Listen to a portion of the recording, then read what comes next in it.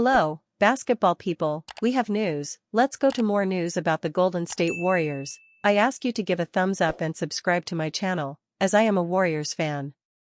Jonathan Kuminga is increasingly becoming a problem for the Golden State Warriors, who urgently need to decide which path to take, especially if the trade for Giannis Antetokounmpo doesn't materialize. It's essential that the team has a clear plan to add an impact player who can play alongside Stephen Curry. The Warriors are at the center of numerous trade rumors as the February 5 deadline approaches. Speculation ranges from a potentially grand deal to acquire Giannis to smaller moves, such as giving up Jonathan Kuminga's contract. However, Kuminga has frequently been mentioned in trade rumors over the years, which only further complicates his situation within the franchise. Suggested trade between the Warriors and the Pelicans. Golden State Warriors receive Zion Williamson, Jordan Hawkins. New Orleans Pelicans receive Draymond Green, Moses Moody, Buddy Hield, GSW 2026 first-round pick. Of all the potential marquee trade candidates this season, none offer a starker risk versus reward proposition than Zion Williamson. When he's on the court, the New Orleans Pelicans remain fairly competitive. James Borrego has the Pels playing much better basketball of late. This is still a tanking team without a pick, but New Orleans has at least put a more respectable product on the floor.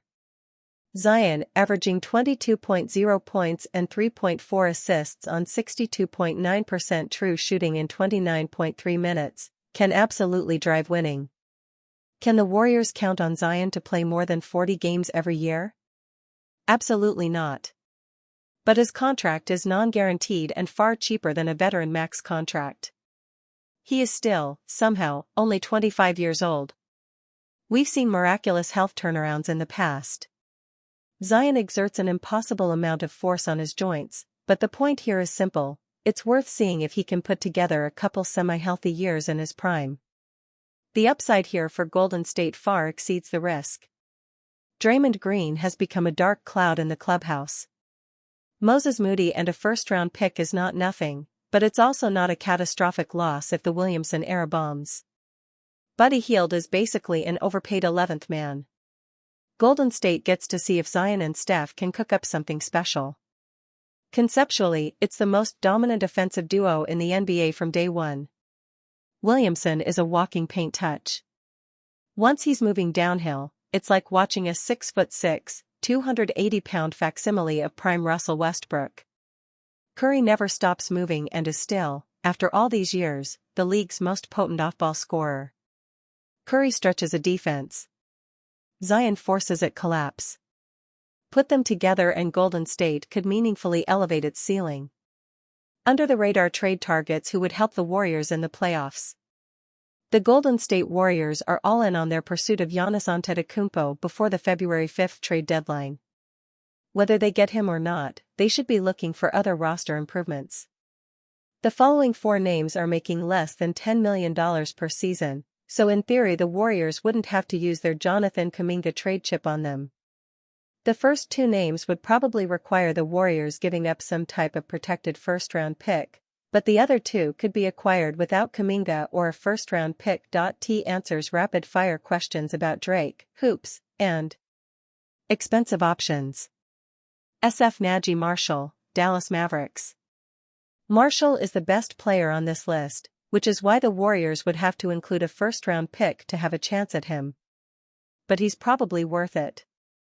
The Mavericks are gearing up for a roster revamping with Cooper Flagg's future in mind. Though Marshall is playing the best basketball of his career this season, the Mavs have to think a first-round pick better fits Flagg's timeline than a 28-year-old. Marshall's only defect is he doesn't shoot the three-ball well. He takes only 2.8 per game and makes just 30.4% of them. But Marshall has made a living dominating in the mid-range and the paint, as he's averaging 14.6 points on 53.8% shooting. Marshall is not a shutdown defender, but at 6 feet 6 inches and 220 pounds, he has the size and strength to battle bigger wings, which is exactly what the Warriors need. The fact that he's under contract for the 2026-27 season at just $9.4 million is ideal for Golden State. SF Saddiq Bey, New Orleans Pelicans. Could the Warriors get Bay without including a first-round pick? That seems unlikely, as there might be a bidding war for him. It's not common that 26-year-old 6 feet 8 inches wings averaging 16.5 points are on the trade block at all, let alone ones under contract for just $6.1 million this season and $6.4 million next season. Bay isn't as good on defense as Marshall, but he's a better three-point shooter, 34.8%. I'd rather have Marshall, but Bay would be a decent consolation prize. Cheaper options. SFSBI Mykhailiuk, Utah Jazz. Mykhailiuk has started 41 games for the Jazz this season, but he probably won't cost much to acquire. That's because the Jazz have lots of young players vying for more minutes in the second half of the season, so they don't have much use for a 28-year-old non-cornerstone. Mykhailiuk will never be mistaken for a great defensive player, but at least at 6 feet 7 inches he can play low-man help-side defense better than some of Golden State's wings. Mykhailiuk's best skill is his three-point shooting. He's at 37.7% this season, which would rank 4th on the Warriors roster. See Jock Landale, Memphis Grizzlies. Landale has had a great season for Memphis, averaging 11.5 points and 6.5 rebounds. He's even making 38.9% of his 2.9 three-point attempts per game. If Landale was younger or on a multi-year contract, the Grizzlies would probably keep him. But because he's a 30-year-old who is about to be a free agent this offseason, they have to explore moving him. One of the Warriors' many issues is their centers aren't high-volume rebounders. Landale isn't an elite rebounder either, but he does average more rebounds per 36 minutes than Al Horford and Quinton Post. Golden State might choose to not touch its center rotation with the hope that Post finds his offensive game, but that's a gamble. Landale is a better all-around offensive player than Post. Warriors reportedly assured Jimmy Butler they won't trade him. The Warriors recently informed Jimmy Butler they don't plan to trade him as he rehabilitates from a torn ACL in his right knee, a league source tells Nick Friedel of The Athletic. Jake Fisher and Mark Stein of the Stein Line reported on Saturday that they have received strong indications that Golden State's offer for Giannis Antetokounmpo is unlikely to include Butler. Both players make $54.1 million this season. General Manager Mike Dunleavy Jr. said he didn't expect to trade Butler in the wake of the six-time All-Star season-ending injury. However, that was before the Bucks began listening to offers for the two-time MVP. Multiple reports have indicated Stephen Curry is the only untouchable Warriors in talks for Antetokounmpo. Golden State's actions will speak louder than words when it comes to Butler, Friedel notes. If Butler is not part of the Warriors' offer, four-time champion Draymond Green will likely have to be part of the outgoing package for salary matching purposes. He addressed that possibility on Friday. "I've been here for 14 years, Green said. I have no reason to sit and worry about leaving. But if I'm traded, that's part of the business. I ain't losing no sleep, though. I slept great last night." Other members of Golden State's roster admit the lead-up to the trade deadline is a stressful experience. "It's hard on all of us," veteran big man Al Horford told Monty Poole of NBC Sports Bay Area, "but especially for younger players that are trying to find their way and establish themselves. This time of year, I find that it doesn't matter what team you're on, it's always going to be stressful. It's tough.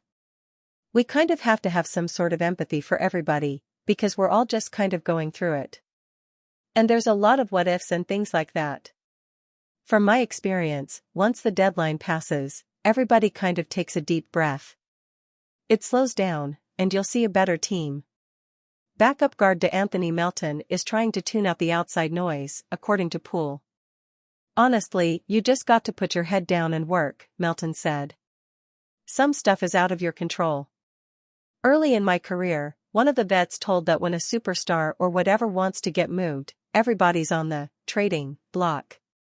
Nobody's above the program." Delivering a dynamic blend of in-depth analysis, thrilling highlights, and exclusive interviews, Athlon's daily newsletters immerse you in the heart of the game. By signing up, I agree to the terms of use and acknowledge that I have read the privacy policy. You may unsubscribe from email communication at any time. On January 19, Golden State Warriors two-way forward Jimmy Butler hurt his right knee during a 135-112 win against the Miami Heat. With less than 8 minutes to go in the third quarter, he caught a pass in the paint and fell awkwardly after a collision with Heat guard Davion Mitchell. On January 20, Jimmy Butler was ruled out for the season due to a torn right anterior cruciate ligament (ACL). A few days after the announcement, NBA analyst Brian Windhorst spoke about Butler's intention to stick with the team and return early next season. Warriors general manager Mike Dunleavy also said the team wishes to retain Butler until he recovers and is supporting his long ACL rehabilitation. On the other hand, the Warriors have also been heavily linked to Giannis Antetokounmpo trade talks, and Butler could be one of the pieces that get the deal done. However, the Warriors management may want to get Antetokounmpo without giving up their two-way forward. The Warriors have signaled they want to keep Jimmy Butler. In his article for The Athletic, senior writer Nick Friedel reiterated what Windhorst said and wrote he believes the Warriors management has openly said they are waiting for Butler to return from his rehab. Friedel argued that right now, this is just a verbal commitment, and the team will have to keep him away from trade talks if it actually means it. But as of now it appears the Warriors want him to be on the roster next season. Even in recent days, one league source said the Warriors have made it clear to Butler that they are going to stick by him as he begins a year-long rehab. But actions, as always, will speak louder than words, especially if the Bucks are motivated to move on Antetokounmpo before the deadline and the Warriors are steadfast in not including Butler as part of a package, wrote Friedel. Butler has repeatedly talked about enjoying the Warriors' hoops culture and expects them to retain him even if they acquire Antetokounmpo. He was doing a great job before his injury, tallying 20 points, 5.6 rebounds, and 4.9 assists per game. He shot an efficient 51.9% from the field, and the Warriors had a 23-15 record with him and are 4-8 record without him. The team misses him on both ends of the floor, but like Windhorst, Friedel wants to see if the Warriors walk the talk if Butler's name is brought up during trade talks for Antetokounmpo. If the team can keep both Butler and the two-time NBA MVP, then it can form an imposing two-way duo. It might be the answer to improving their current record of 27-23, 8th in West, and becoming a formidable playoff squad. Warriors GM Mike Dunleavy Jr. has a crazy connection to Bucks Giannis Antetokounmpo amid trade rumors. Golden State Warriors general manager Mike Dunleavy Jr. is the man tasked with potentially trading for Milwaukee Bucks superstar Giannis Antetokounmpo. As it turns out, these guys go way back. The Athletic's Nick Friedel relayed an amazing flashback story about the pair dating back to Dunleavy's late playing days. This is how Friedel told it. Back in 2015, Dunleavy, then a swingman for the Chicago Bulls, lined up for a three-pointer late in the second quarter of Game 6 of the Eastern Conference quarterfinals against the Milwaukee Bucks. As he rose to take a shot from the left side of the floor, a 20-year-old 7-footer from the Bucks came charging at him well after the ball had left Dunleavy's hands. The force of the contact, in which the Bucks' big man took a running head start from the center of the floor and trucked into Dunleavy's midsection with his right forearm, sent the veteran sharpshooter into the Bradley Center's courtside seats right next to Bucks co-owner Wes Edens and his daughter, Mallory. The young Bucks big man, a second-year player from Greece, was upset Dunleavy had taken a shot at his teammate Michael Carter Williams' face earlier in the game.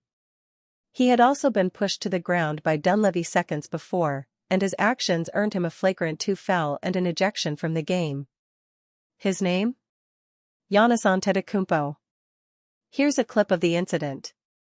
"I got no issues with the guy," Dunleavy said in May 2015, via Friedel. "Nice kid, young kid, going to be a really good player. Doesn't change my feeling on wanting to get over to Mykonos."